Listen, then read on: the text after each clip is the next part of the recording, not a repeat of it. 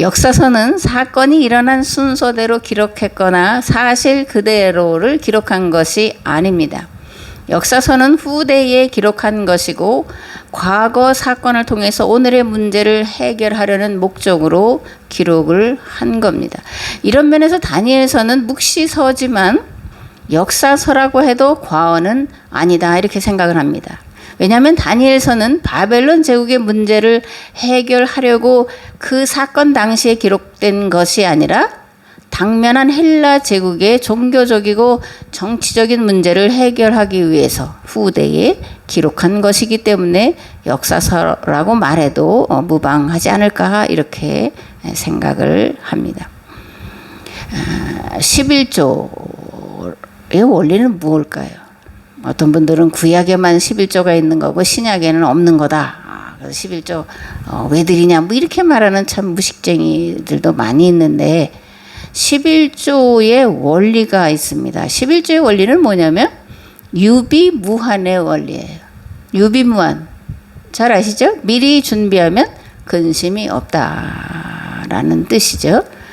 오늘날 많이 발달한 게 뭐냐면 보험 제도예요. 보험은 유비무환, 그죠? 건강할 때 또 문제가 없을 때 미리 보험을 들어서 장차 올지도 모르는 여러 가지 질병이나 사건이나 사고에 대비하기 위해서 이제 보험을 드는 거예요.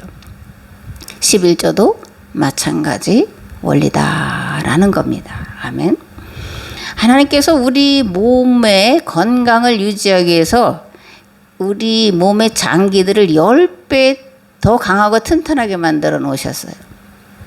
그 인대도 필요 없는 것 같지만 하나가 더 있죠. 그리고 혈관도 당장은 안 쓰지만 필요한 혈관들도 몸 안에 있는 것을 보게 돼요. 그래서 웬만한 건강에 문제가 없으면 그죠? 일평생 건강하게 살아갈 수가 있습니다. 그런데 건강하다 내가 지금 그냥 건강에는 자신이 있다 그렇게 생각하고 자기 몸을 돌보지 않으면 갑자기 심각한 질병에 걸리게 되는 것을 요즘 종종 보게 됩니다. 그러니까 젊은이들이 갑자기 이제 쓰러지고 또 혼수 상태가 오고 그래서 이제 죽음을 맞아 그런 보도들을 많이 보게 되는데, 그러니까 젊다고 해서 지금 내가 건강하다고 해서 건강에 전혀 문제가 없다라고 생각하는 건 오만일 수도 있다 그런 거예요. 또 건축도 마찬가지입니다. 요번에 어디에요? 저 아프리카 지역에서 이제 지진이 나가지고 1000명 이상 이렇게 또 사망했다고 하는 그런 보도를 접하게 되는데, 집을 지을 때에 땅을 깊이 파고 반석 위에다가 기초를 놓으면 홍수가 나도 또 폭풍우가 몰아쳐도 지진이 일어나도 무너지지 않고 견고하게 견딜 수가 있는 거. 이거 다 유비무환의 원리고 11조의 원리 가운데 들어가 있는 거다. 그런 말씀을 드립니다. 아멘. 경제 문제도 마찬가지인데 사도 바울은 고린도후서 8장에서 마게도니아 교회를 예로 들어서 고린도 교회 성도들에게 너희들이 작정한 헌금을 속히 드리라 이렇게 이제 권면을 하고 있습니다. 너희가 1년 전에 행하기를 먼저 시작할 뿐 아니라 원하기도 하였은즉 이제는 하던 일을 성취할지니 마음에 원하던 것과 같이 완성하되 있는 대로 하라. 할 마음이 있으면 있는 대로 받으실 터이요 없는 것은 받지 아니하시리라. 이는 다른 사람들은 평안하게 하고 너희는 곤고하게 하려는 것이 아니요 균등하게 하려 함이니 이제 너희의 넉넉한 것으로 그들의 부족한 것을 보충함은 후에 그들의 넉넉한 것으로 너희의 부족한 것을 보충하여 균등하게 하려 함이라. 아멘. 그러니까 사도 바울은 이 헌금의 원리 11조 또 각종 헌금의 원리를 평균케 하려고 하는 거다. 균등하게 하고 보충하게 하려는 거다. 이렇게 이제 말합니다. 지금은 넉넉한데 장래에 어떤 일이 일어날지 모르잖아요. 지금 넉넉할 때 11조든 헌금이든 드려서 다른 사람의 어려운 또 부족한 부분을 채워주면 내가 이 다음에 혹시나 그런 경제적인 문제가 닥칠 때 그들이 또 드리는 11조 헌금을 통해서 나누어 균등하게 하려는 목적이 11조와 헌금이다. 이렇게 가르치고 있습니다. 아멘. 두 번째로 애누리. 여러분들 애누리라는 말 알죠? 애누리 해주세요. 또는 뭐 깎아주세요. 뭐 이런 말을 하는데 애누리의 원리입니다. 아멘. 다니엘서 9장 24절을 보면 다니엘이 이렇게 기도합니다. 이제 하나님께서는 70년이 7번이나 더 지나서야 내 백성과 내 거룩한 도성을 죄와 허물 때문에 고생하는 그 길에서 돌아오도록 하실 것이다 라고 말씀하고 있고, 9장 2절에 보면 나 다니엘이 책을 통하여 여호와께서 말씀으로 선지자 예레미야에게 알려주신 그 연수를 깨달았나니 곧 예루살렘의 황폐함이 70년 만에 그치리라 하신 것이니라. 그러니까 9장 24절에는 70년이 7번 지나야 돌아오게 하시겠다라고 말씀하는데 9장 2절에 가면 예레미야는 70년이라고 말씀하고 있다라는 거예요. 그러니까 이게 무슨 뜻인가? 그리고 왜 횟수가 다른가? 누구는 490년이고 누구는 70년이라고 말하냐? 이제 이런 얘기인데요. 다니엘이 예레미야 25장에 기록된 70년 만에 예루살렘의 황폐함이 그치리라는 말씀의 의미를 깨닫고 금식하며 베옷을 입고 죄를 덮어쓰고 기도하며 간구하기를 결심할 때에 그가 깨달은 것은 뭐냐면 유비무환의 원리와 그리고 애누리 해주신 하나님이시라는 것을 깨달았다라는 얘기예요. 그리고 하나님은 긍휼과 자비가 한없으신 여호와시라는 것을 깨달았다, 그런 말씀입니다. 아멘. 예레미야 25장 12절에서 13절 말씀해 보면 70년이 끝나면 내가 바벨론의 왕과 그의 나라와 갈대아인의 땅을 그 죄악으로 말미암아 벌하여 영원히 폐허가 되게 하되 내가 그 땅을 향하여 선언한 바 곧 예레미야가 모든 민족을 향하여 예언하고 이 책에 기록된 나의 모든 말을 그 땅에 임하게 하리라. 이렇게 기록되어 있어요. 70년이 끝나면 약속하신 대로 돌아오게 하시겠다, 이렇게 이제 기록이 되어 있다라는 겁니다.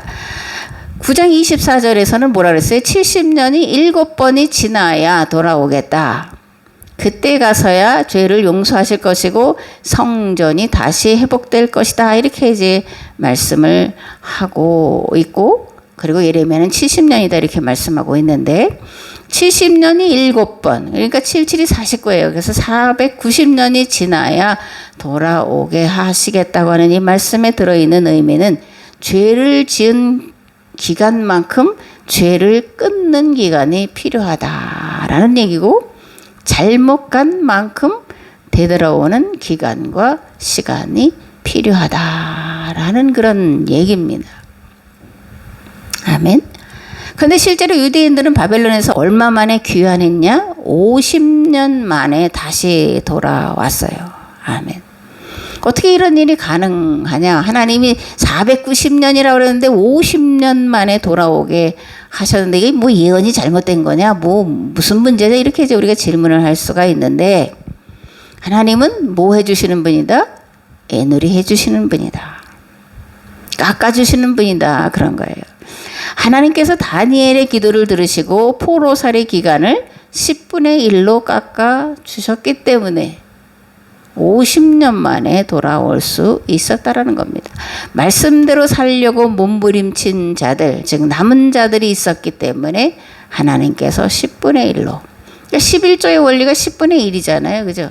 10분의 1을 드림으로 하나님은 10의 10을 나에게 더해 주시는 원리고, 그리고 어려움과 고난과 환난과 핍박의 때를 애누리 해 주실 때는 10분의 1로 감해 주신다. 10개를 담당해야 될 때 하나만 담당하게 하신다, 그런 말씀입니다. 아멘.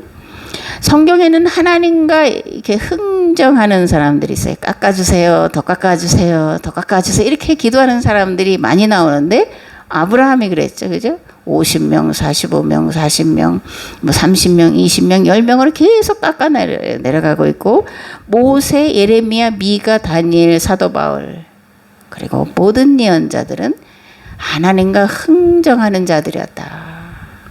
깎아달라고 기도한 자들이었다. 그런 거예요. 그럼 이들은 어떻게 하나님과 흥정할 수 있었냐? 어떻게 하나님 앞에 애누리 해달라, 깎아달라고 그렇게 할 수 있었냐? 이들이 가진 신앙이 대신하는, 그리고 대가를 지불하는 대속 신앙을 가졌기 때문에 하나님께 이렇게 흥정할 수 있었고 깎아달라고 할 수 있었다. 그런 얘기입니다. 하나님은 깎아주기를 원하시는 분이에요.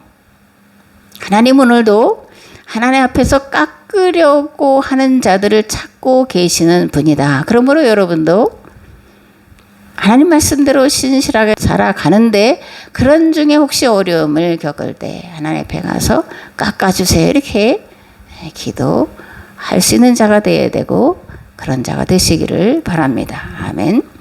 그렇다면 깎아주시고 응답하시는 기도는 어떤 기도일까? 아무 기도나 깎아주신다는 얘기가 아닌 거죠. 첫 번째로 조상들의 죄를 대신 회개하는 기도를 드릴 때 하나님께서 깎아주신다고 해요. 응답하신다고 합니다. 그러면 다니엘이 조상들의 죄를 대신 회개할 때 조상들이 지은 죄는 뭐냐? 하나님과 맺은 율법과 규례와 법도를 어긴 것이고 두 번째로 선지자들이 전한 말씀을 듣지 않은 죄를 다니엘이 대신 회개하고 있다라는 겁니다.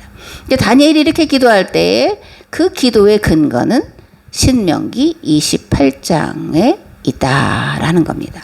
두 번째로 성전을 회복시켜 달라고 하는 기도예요. 바벨론 포로기의 성전 회복은 나라를 재건하는 것과 신앙을 회복하는 것과 같은 의미입니다. 그래서 건물을 다시 짓게 해주세요가 아니라는 얘기예요. 세 번째, 하나님의 긍휼과 자비를 의지하여 구하는 기도입니다. 내 공로가 아니라 내가 이렇게 했으니가 아니라 하나님의 긍휼과 자비를 의지하여 구하는 기도를 드릴 때 하나님께서 깎아주시고 응답하신다. 그런 말씀입니다. 다니엘은 이렇게 기도합니다. 나의 하나님이여 귀를 기울여 들으시며 눈을 떠서 우리의 황폐한 상황과 주의 이름으로 일컫는 성을 보옵소서. 우리가 주 앞에 간구하옵는 것은 우리의 공의를 의지하여 하는 것이 아니요 주의 큰 긍휼을 의지하여 함이니이다. 아멘. 네 번째로 하나님의 약속의 말씀을 믿고 구하는 기도입니다. 다니엘은 모세와 예레미야를 하나님의 종으로 인정한 자였고 그들이 전한 것이 하나님의 말씀이라고 하는 것을 믿는 믿음으로 그래서 예레미야와 모세의 전한 말씀을 기반으로 해서 기도를 하고 있음을 볼 수가 있습니다. 아멘. 그렇다면 다니엘은 이런 기도를 드릴 때 어떤 자세를 취하고 했을까라는 건데 굵은 베옷을 입고 잿더미에 앉아서 기도했다. 이렇게 말씀합니다. 굵은 베옷은 회개할 때 입는 옷이에요. 그리고 상복을 말합니다. 그러니까 좋은 한산 무시 같은 건 아주 그게 가늘면서 부드럽잖아요. 근데 굵은 베옷은 거칠거칠합니다. 그냥 입어서는 살갗을 베거나 할 수 있는 그런 것이 이제 굵은 베옷인데 나라 잃은 슬픔을 부모를 잃은 슬픔과 같은 그런 슬픔으로 받아들이고 기도했다라는 것을 의미합니다. 지금 여러분들은 잘 모르지만 제가 어렸을 때만 해도 이 우리나라의 장례 문화를 보면 굵은 그죠 머리에 이렇게 비로 된 걸 쓰고 그리고 새끼를 꼬아 만든 것으로 허리에 띠를 이제 이렇게 두르고 그리고 지팡이를 짚고 아이고 이렇게 이제 혹하는 것이 우리 어렸을 때의 그런 장례 문화인데 다니엘의 모습이 지금 이와 같다라는 거예요. 부모를 다 잃은 자식의 그런 애절함, 애통함, 그죠? 의지할 데 없는 그런 절박함을 가지고 다니엘이 기도를 하고 있다라는 겁니다. 아멘. 이게 부모의 상을 당한 것처럼 굵은 제복을 입고 또 뭐예요?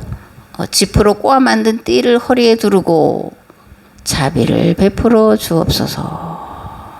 이렇게 기도를 하고 있습니다.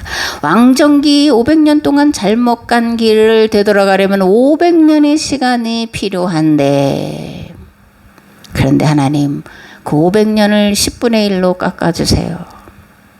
10분의 1로 애누리 해주세요. 이렇게 기도하고 있다라는 겁니다. 아멘. 오늘은 다니엘서 9장을 말씀드릴 건데 8장을 그냥 이제 건너뛰잖아요.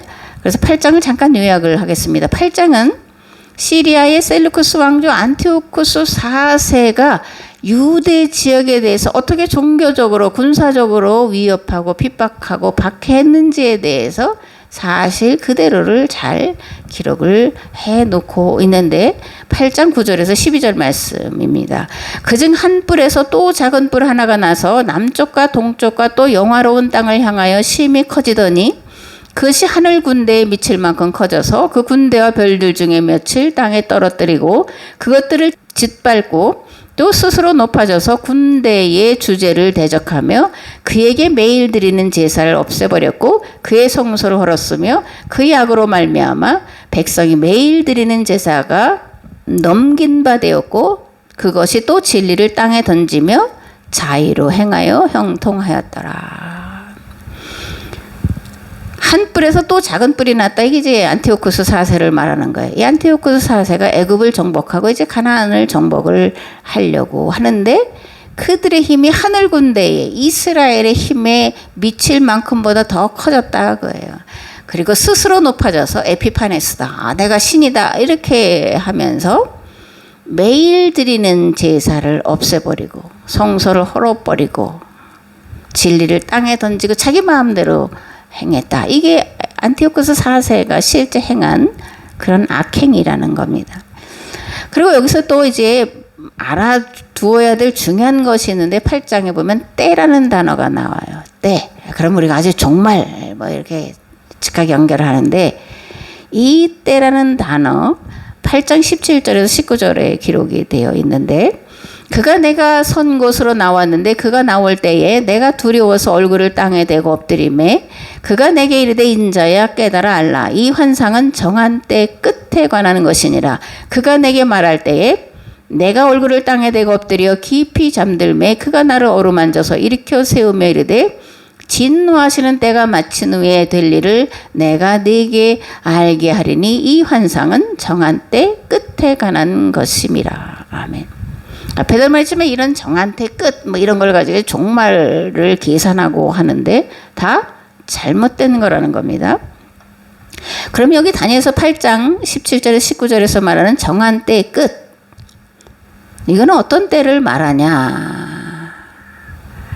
이 정한 때 끝이라는 히브리어 단어가 에트라는 단어인데 종말을 말하는 것이 아니라 정해진 시간 또는 기회를 말하는 것이고 8장 19절에는 다른 단어 모에드라는 단어가 이제 사용되는데 이것도 종말의 때를 말하는 것이 아니라 절기나 정한 때를 말하는 거예요. 그리고 여기서는 포로 생활이 끝나는 때 제국의 통치가 끝나는 때를 말하고 있다는 것을 우리가 알아야 됩니다. 그러니까 기록 당시 이 정한 때 에트 또는 모에드라는 단어는 악의 세력의 종말 곧 안티오쿠스 4세의 강압 정책이 언제 끝날 거냐 헬라 제국은 언제 멸망할 거냐의 때에 대해서 하나님께서 다니엘에게 알게 하셨다라는 그런 의미라는 것을 우리가 알아야 됩니다. 아멘. 이 안티오쿠스는 BC 175년에서 164년 그러니까 11년 동안 황제의 자리에 있었고 이때 이제 마카비 혁명이 일어나서 BC 164년에 유대 사회가 독립하게 되는데 정한 때는 이러한 것을 염두에 두고 한 말이다라고 이해를 해야 된다라는 겁니다. 종말의 때 파국, 뭐 지구가 우주가 멸망하는 그런 때가 결코 아니라는 것을 여러분들은 분명하게 알아야 됩니다. 아멘. 오늘 함께 나눌 말씀은 다니엘서 9장 3절에서 19절 말씀인데 봉독을 하겠습니다. 내가 금식하며 베옷을 입고 죄를 덮어쓰고 주 하나님께 기도하며 간구하기를 결심하고 내 하나님 여호와께 기도하며 자복하여 이르기를 크시고 두려워할 주 하나님 주를 사랑하고 주의 계명을 지키는 자를 위하여 언약을 지키시고 그에게 인자를 베푸시는 이시여 우리는 이미 범죄하여 패악하며 행악하며 반역하여 주의 법도와 규례를 떠났사오며 우리가 또 주의 종 선지자들이 주의 이름으로 우리의 왕들과 우리의 고관들과 조상들과 온 국민에게 말씀한 것을 듣지 아니하였나이다. 주여 공의는 주께로 돌아가고 수치는 우리 얼굴로 돌아오미 오늘과 같아서 유다 사람들과 예루살렘 거민들과 이스라엘이 가까운 곳에 있는 자들이나 먼 곳에 있는 자들이 다 주께서 쫓아내신 각국에서 수치를 당하였사오니 이는 그들이 주께 죄를 범하였음이니이다. 주여, 수치가 우리에게 돌아오고 우리의 왕들과 우리의 고관과 조상들에게 돌아온 것은 우리가 주께 범죄하였음이니이다마는 주 우리 하나님께는 긍휼과 용서하심이 있사오니 이는 우리가 주께 패역하였음이오며 우리 하나님 여호와의 목소리를 듣지 아니하며 여호와께서 그의 종 선지자들에게 부탁하여 우리 앞에 세우신 율법을 행하지 아니하였음이니이다. 온 이스라엘이 주의 율법을 범하고 치우쳐가서 주의 목소리를 듣지 아니하였으므로 이 저주가 우리에게 내렸으되 곧 하나님의 종 모세의 율법에 기록된 맹세대로 되었사오니 이는 우리가 주께 범죄하였음이니이다. 주께서 큰 재앙을 우리에게 내리사 우리와 및 우리를 재판하던 재판관을 쳐서 하신 말씀을 이루셨사오니 온 천하에 예루살렘에서 일어난 일 같은 것이 없나이다. 모세의 율법에 기록된 대로 이 모든 재앙이 이미 우리에게 내렸사오나 우리는 우리의 죄악을 떠나고 주의 제리를 깨달아 우리 하나님 여호와의 얼굴을 기쁘게 하지 아니하였나이다. 그러므로 여호와께서 이 재앙을 간직하여 두셨다가 우리에게 내리게 하셨사오니 우리 하나님 여호와께서 행하시는 모든 일이 공의로우시나 우리가 그 목소리를 듣지 아니하였음이니이다. 강한 손으로 주의 백성을 애굽 땅에서 인도해 내시고 오늘과 같이 명성을 얻으신 우리 주 하나님이여, 우리는 범죄하였고 악을 행하였나이다. 주여 구하옵나니 주는 주의 공의를 따라 주의 분노를 주의 성 예루살렘 주의 거룩한 산에서 떠나게 하옵소서. 이는 우리의 죄와 우리 조상들의 죄악으로 말미암아 예루살렘과 주의 백성이 사면에 있는 자들에게 수치를 당함이니이다. 그러하온즉 우리 하나님이여, 지금 주의 종의 기도와 간구를 들으시고 주를 위하여 주의 얼굴빛을 주의 황폐한 성소에 비추시옵소서. 나의 하나님이여, 귀를 기울여 들으시며 눈을 떠서 우리의 황폐한 상황과 주의 이름으로 일컫는 성을 보옵소서. 우리가 주 앞에 간과 없는 것은 우리의 공의를 의지하여 하는 것이 아니요 주의 큰 긍휼을 의지하여 함이니이다. 주여 들으소서. 주여 용서하소서. 주여 귀를 기울이시고 행하소서. 지체하지 마옵소서. 나의 하나님이여, 주 자신을 위하여 하시옵소서. 이는 주의 성과 주의 백성이 주의 이름으로 일컫는 바 됨이니이다. 아멘. 다니엘은 BC 500년경에 실존한 인물인데, 그런데 다니엘서가 기록될 당시는 BC 2세기경이에요. 그러니까 5세기와 2세기 한 300년의 시차가 있습니다. 그럼 이제 질문이 생기겠죠, 그죠? 왜 BC 500년경의 사람의 삶을 BC 200년경에 기록하냐? 그러니까 다니엘서는 다니엘이 기록한 것이 아니라는 그런 얘기가 되고, 그리고 왜 다니엘서 저자는 9장에다가 다니엘의 기도를 이렇게 기록하고 있을까? 또 다니엘서 저자는 다니엘이 이렇게 기도했다라는 것을 어떻게 알 수 있을까? 그죠? 어떻게 알 수 있을까?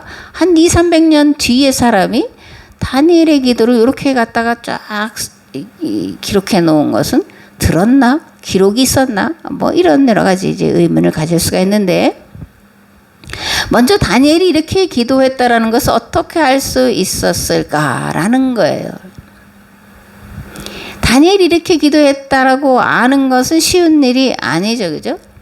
다니엘이 기도문을 써놨다라면 이제 문제가 없을 텐데, 어쨌든 전에 내려오는 전승을 유대인들이 굉장히 귀하게 여기니까요, 그런 전승이 있었을 거라는 생각도 할 수가 있고, 그리고 다니엘서를 기록하는 자의 심정과 다니엘의 심정이 맞닿아 있어서 다니엘의 심정으로 그때 다니엘이 기도한 것을 이렇게 자기의 말과 글로 기록을 해놨다라고도 볼 수가 있습니다. 그럼 다니엘서 저자는 이 다니엘의 기도를 통해서 무엇을 말하려고 한 것일까 추격하면, 이스라엘이 유대 땅으로 다시 귀환할 수 있었던 것은 다니엘의 기도 때문이었다 라는 것을 말하려고 하는데 그 기록 목적이 있다라는 겁니다. 즉 9장 17절에서 19절에 다니엘은 조상들의 죄를 대신 회개한 다음에 예루살렘을 회복해달라고 다시 세워달라고 떠나지 말라고 이렇게 기도를 하고 있는데, 그런데 사실 이 기도는 다니엘의 기도면서 다니엘서 저자의 기도였다라는 것을 우리가 알아야 된다, 그런 거예요. 아멘. 그렇다면 다니엘은 어떻게 나의 기도를 들으시고 내게서 떠나지 마시고 이런 기도를 감히 할 수 있었을까? 우리는 이런 기도를 많이 잘 하죠. 기도를 들어주세요, 응답해 주세요, 어쩌고저쩌고 하는데, 근데 이건 쉽게 할 수 있는 그런 기도가 아니죠. 내가 뭐라고 하나님께서 내 기도를 들으시고 응답하시고 이렇게 말할 수 있는 존재가 사실 안 되는데, 우리가 너무 하나님 앞에 하나님을 잘 모르니까 교만하기도 하고 무지의 산물로 이렇게 기도를 하고 있다라고 생각을 해야 됩니다. 나라가 망하고 바벨론의 포로로 끌려한 것은 조상들과 우리가 잘못 살아서 그렇다라고 계속해서 회개를 했기 때문에 나의 기도를 들으시고 이런 기도를 할 수 있었다라는 겁니다. 또 나라를 빼앗기고 포로가 된 것은 나 때문이다라고 하는, 내가 잘못했다고 하는, 느헤미야처럼 나와 내 가문이 잘못한 우리 가문의 죄라고 책임을 떠안고 회개했기 때문에 이런 기도가 가능했다라는 겁니다.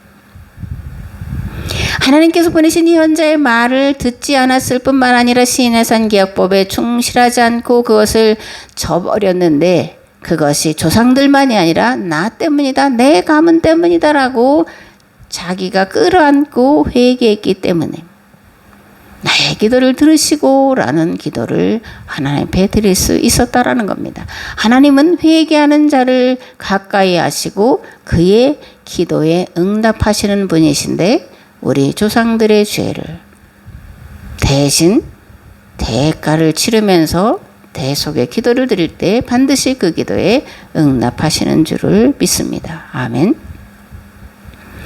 앞에도 말씀드렸지만 이 다니엘서가 기록될 당시에 BC 2세기경인데 유대 사회는 안티오쿠스 4세가 군사력으로 유대 문화를 헬라 문화로 바꾸려고 무진장 애를 썼어요. 예루살렘을 정복하고 성전에 제우스 신상을 세우고 돼지 머리로 제사를 드리도록 강제를 한 때입니다.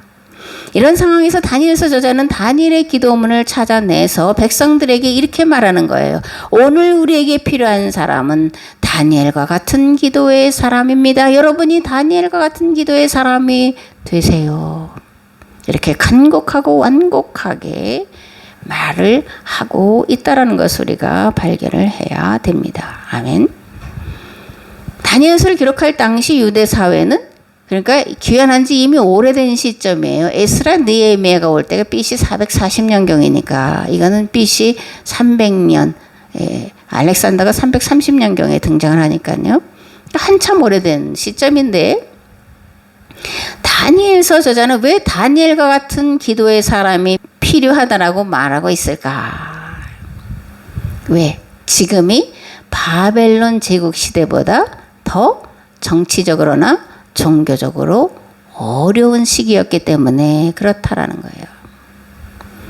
더 어렵기 때문에 이 귀환한 유대 사회가 붕괴되기 일보 직전에 있었기 때문에 다니엘 같은 믿음의 사람, 다니엘 같은 기도의 사람이 필요합니다라고 호소하기 위해서 이런 기도문을 기록하고 있다라는 겁니다. 아멘. 다니엘이 우리가 주께 범죄하였나이다. 이는 우리가 주께 패역하였음이오며 우리 하나님 여호와의 목소리를 듣지 아니하며 여호와께서 그의 종 선지자들에게 부탁하여 우리 앞에 세우신 율법을 행하지 아니하였습니다라고 기도할 때 요 기도는 무엇에 근거한 기도일까?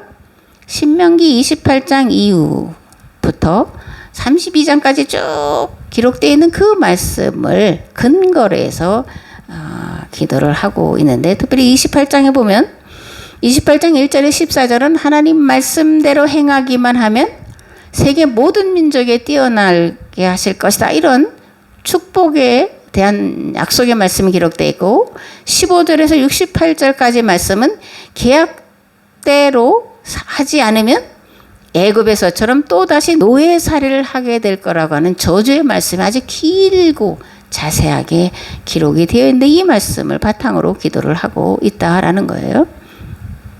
신명기 28장 1절과 14절 말씀을 보겠습니다. 내가 네 하나님 여호와의 말씀을 삼가 듣고 내가 오늘 네게 명령하는 그의 모든 명령을 지켜 행하면 네 하나님 여호와께서 너를 세계 모든 민족에 뛰어나게 하실 것이라.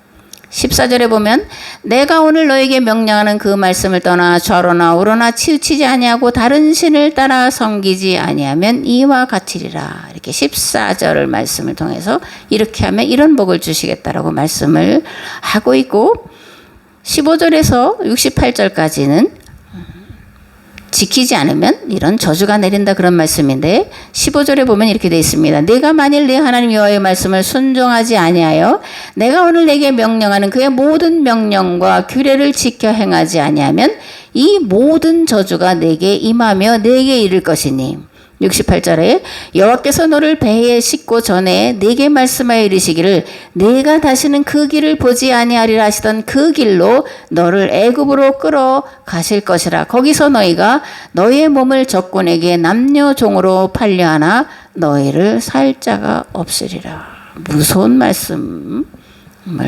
하고 있습니다. 모세는 이스라엘 백성들이 말씀을 지키지 않을 가능성이 많음을 내다보면서 이렇게 미리 예방주사, 유비무환, 그죠? 말씀드렸잖아요. 예방주사를 계속해서 놓고 있는 거예요. 부모가 자식에게, 자식은 들을 때 잔소리다. 한 소리 또 하고 또 하고 뭐 또 하고 이렇게 하는데 지금 모세가 이스라엘 백성들이 듣기에는 잔소리와 같은 소리를 반복해서 하는 거예요. 왜? 그렇게 해도 듣지 않을 가능성이 들을 가능성보다 더 많기 때문에. 그래서 계속해서 모세가 반복해서 잔소리를 하고 있다라는 겁니다. 아멘. 내가 네게 진술한 모든 복과 저주가 네게 임함으로 네가 네 하나님 여호와로부터 쫓겨간 모든 나라 가운데서 이 일이 마음에서 기억이 나거든. 네 하나님 여호와께로 돌아와 여호와의 말씀을 청종하면 네 하나님 여호와께서 긍휼히 여기사 포로에서 돌아오게 하시되 쫓겨간 자들이 하늘가에 있을지라도 거기서 너를 모을 것이며 조상들이 차지한 땅으로 돌아오게 하사 그것을 차지하게 하실 것이며 조상들보다 더 번성하게 하실 것이며 네 하나님 여호와께서 마음에 할례를 베푸사 너로 생명을 얻게 하실 것이며 네 적군과 너를 미워하고 핍박하던 자에게 이 모든 저주를 내리게 하시리니. 쫓겨간 것에서 여호와의 말씀을 내가 너에게 계속해서 들려준 그 말씀을 기억하라. 이렇게 말씀을 하고 있는 겁니다. 아멘. 모세는 이스라엘 백성이 여호와 하나님과 맺은 계약법을 떠나 이방 신들을 따르게 되면 반드시 여호와께서 그들에게 진노하여 그들을 버리며 허다한 재앙과 환난이 그들에게 임하게 될 텐데 그런데 그렇게 돼서는 안 되는데 그래서 예방주사를 놓고 있다라는 거예요. 노래로 만들어서 모든 이스라엘 백성들이 부르도록 친히 노랫말을 써서 가르치고 있다라는 것을 우리가 신명기 28장에서 32장까지 해서 이제 볼 수가 있다라는 겁니다. 다니엘서 저자는 모세와 예레미야의 말씀을 전하면서 말씀대로 살지 않아서 포로가 되었는데 그런데 모세가 말한 대로 또 예레미야가 말한 대로 하기만 하면 하나님께서 반드시 돌아오게 하실 것이라고 말씀을 합니다. 말씀을 믿을 수 없는 상황이지만 그럼에도 불구하고 말씀대로 되리라는 것을 믿어야 한다고 외치고 있습니다. 아멘. 다니엘서 9장 17절에서 18절은 기도문의 결론입니다. 그러한 주 우리 하나님이여 지금 주의 종의 기도와 간구를 들으시고 주를 위하여 주의 얼굴빛을 주의 황폐한 성소에 비추시옵소서. 나의 하나님이여 귀를 기울여 들으시며 주의 눈을 떠서 우리의 황폐한 상황과 주의 이름으로 일컫는 성을 보옵소서. 우리가 주 앞에 간구 없는 것은 우리의 공의를 의지하여 하는 것이 아니요 주의 긍휼을 의지하여 함이니이다. 아멘. 앞에서 말씀드린 대로 다니엘서 9장은 다니엘의 기도이면서 또 다니엘서 저자의 기도입니다. 그는 모세, 느헤미야, 다니엘에게서 기도의 모형을 발견하고 국가가 가장 큰 위기에 처했을 때에 이들과 그리고 특별히 신명기를 생각하면서 기도를 하고 있는 것을 우리가 발견할 수 있습니다. 오늘 우리는 위기의 시대를 살아가고 있습니다. 그리고 이 위기는 인간의 노력이나 과학기술이나 철학으로 온전히 극복하기 어려운 지경에 다다랐다는 것을 자타가 공인을 하고 있습니다. 그러므로 그렇기 때문에 하나님께 전심을 다해 회개하며 특별히 하나님의 긍휼과 자비에 기대서 기도해야 할 줄을 믿습니다. 주여, 전 인류가 지구온난화와 쓰레기와 바이러스에 의해 전쟁과 기근으로 인해 생명과 삶의 어려움을 겪고 있습니다. 이는 우리가 하나님과 맺은 계약을 어겼기 때문인 줄 인정하며 특별히 나와 내 가문의 죄인 것을 인정하고 회개하옵나니 우리를 불쌍히 여기사 긍휼과 자비를 베풀어 주옵소서. 이렇게 우리 모두가 기도해야 될 줄을 믿습니다. 아멘. 이제는 길과 진리와 생명 되신 예수 그리스도의 은혜와 아버지 하나님이 무한하시고 흑진하신 사랑하심과 성령님의 감화 감동 교통 역사하심이 오늘 말씀을 듣고 모세처럼 에레미야처럼 다니엘처럼 이 나라 이 민족 그리고 교회를 위해서 기도하기를 결단하고 돌아온 우리의 삶의 자리 위에 가정과 직장 위에 그리고 이 나라 이 민족 위에 이제로부터 영원토록 함께 하옵시기를 간절히 축원하옵나이다. 아멘. 아멘.